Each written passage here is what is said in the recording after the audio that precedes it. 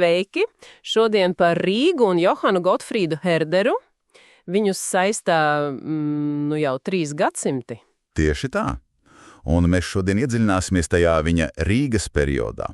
Tie bija tikai 5 gadi, no 1764. līdz 69. bet šķiet ļoti, ļoti būtiski. Jā, mēģināsim saprast, kā tieši Rīga viņu, kā lai saka, veidoja.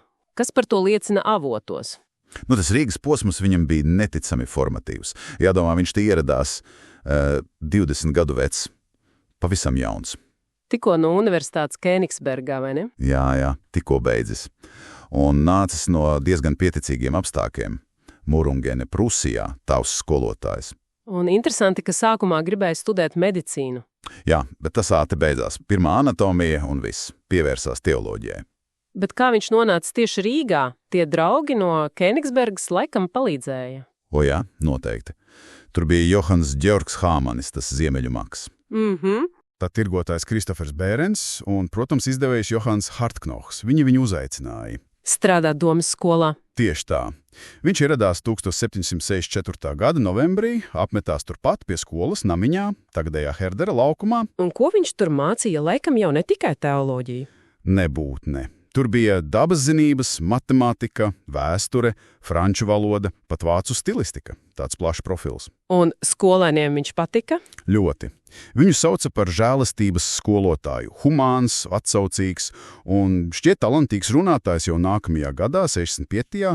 ceica runu Rācnama atklāšanā. Oho! Tātad Rīga viņu ātri pamanīja un novērtēja? Jā, pat tik ļoti, ka viņam izveidoja īpašu amatu, lai tikai noturētu Rīgā. To adjunktu vietu pie priekšpilsētu baznīcām. Tieši tā, pie Ģertrūdas un Jēzus baznīcas. Un viņas prediķi bija, kā lai saka, ļoti, ļoti populāri. Zāles pilni. Un sabiedrībā viņš arī ātri iejūtās, pieminēja Bērensus. Jā, Bērensu ģimene bija ļoti ietekmīga. Bagāti tirgotāji saukti par mežakuļu tirgotājiem. Viņa nams Mārstaļu ielā, tur tas ģerbons ar kuili vēl šodien redzams. Un Hartnohs? Viņš tikai izdeva darbus? Nē, Hartnohs bija kas vairāk. Viņš publicēja Herdera pirmos darbus, kas dažreiz bija diezgan provokatīvi, bet viņš arī finansiāli palīdzēja. Tas deva Herderam brīvību rakstīt. Herders pat piestrādāja pie viņa par bibliotekāru. Un tad vēl tā brīvmūrniecība, arī tur viņš iesaistījās? Jā, pēc Cuksbekera ieteikuma, Johans Cukerbekers, tas, kurš dibināja pirmo ložu pie Ziemeļzvaigznes, Herders iestājās ložā pie Zobena. Tātad viņš bija apritē, elitē? Pilnīgi noteikti, bet viņa dzīve nebija tikai, tā teikt, saloni un darbs. Viņš daudz laika pavadīja arī muižās ap Rīgu. Kurās tieši? Piemēram, Bērensu Hāgenhofas muižā Pārdaugavā. No tās cēlies Aidzenskalna nosaukums.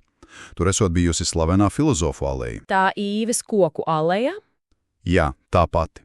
Un vēl viņš bieži viesojās pie lielās gildes vecāka Ernsta Haidefogela. Viņam piederēja Grāvenhaides muiža pie Juglas ezera. Un Grāvenhaide šķiet ir īpaši svarīga vieta šajā stāstā. Vai tik tur nebija tā pirmā saskara ar latviešu tautas dziesmām? Ļoti iespējams. Avot norāda, ka tieši tur, Līgo svētkos, viņš varētu būt tās dzirdējis. Un tas, protams, varēja būt tas grūdiens. Kas aizdedza to interesi par folkloru, to ideju par tautas garu dziesmās? Tieši tā, šī saskara ar dzīvo tautas kultūru Rīgā liekas atstāja milzīgu iespaidu. Viņš pats atcerēja kantāti priecājieties latvieši. Ak, jā, tai Bikernieku baznīcai, ko Haidefogels finansēja. Jā, tās iesvētīšanai. Redzi, šī interese par vietējo, par tautisko, tā vies caur visam Rīgas periodam. Bet tad 1769. gadā viņš tomēr aizbrauca. Kāpēc? Palika par šauru. Varētu teikt. Viņš gribēja redzēt pasauli, satikt franču filozofus. To viņš arī teica atvadus prediķī, mīlu Rīgu, bet jāpaplašina redzesloks.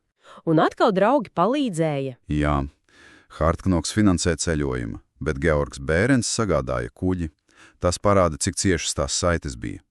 Vēlāk viņš rakstīja, ka Rīgas sabiedrība tāda viegla, toni nosaka tirgotāji, jaunatne laipna, bet ātri aizmirst.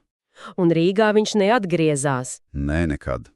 Dzīvoja Bikerburgā, tad Veimārā, pēdējos 27 gadus kopā ar Gēti, bet saites uzturēja, sarakstījās ar draugiem, Hartknohs pat mēģināja viņu atvilināt atpakaļ uz Jelgavu uz Pētera akadēmiju, un viņš zināja par Garlība Mērķeļa darbiem. Bet Rīga viņu neaizmirsa. Tas piemineklis Herdera laukumā. Jā, tā ir vesela odiseja. Iniciatīva nāca 19. gadsimta atmodas laikā. Uz 100 gadi kopš ierašanās 1864. gadā Petersens bija iniciators. Bisti pasūtīju pēc Veimāra parauga, bet jaunāku. Tieši tā, kā mācītāju, literātu, Leja Minhenē, postaments neogotikas stilā, bet tad Pirmais pasaules karš evakuācija. Un pēc kara ilgi meklēja, atrada Maskavā. Jā, atgriezās pēc 10 gadiem, bet tad padomju laiks 50. gados noņēma, Biste muzejā, postaments, pārkausēts. Skarbi. Bet tad to atjaunoja.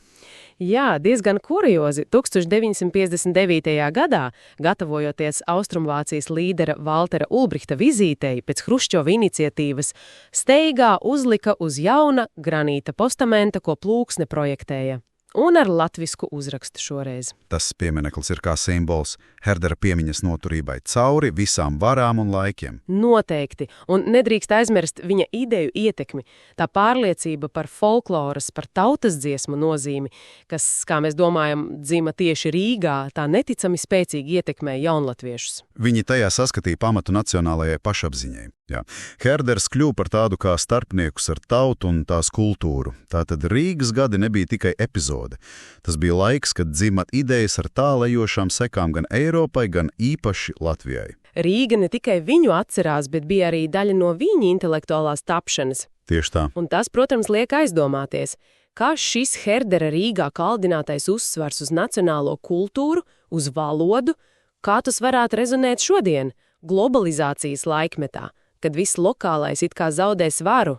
Tas ir jautājums pārdomām.